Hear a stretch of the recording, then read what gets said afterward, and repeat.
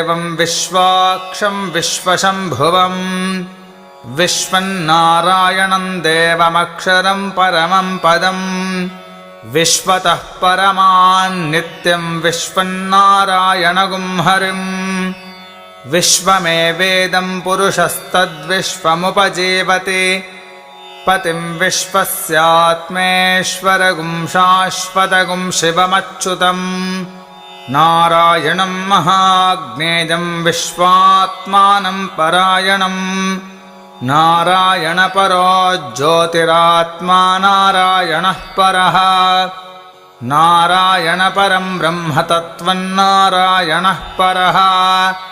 नारायणपरो ध्याताध्यानन्नारायणः परः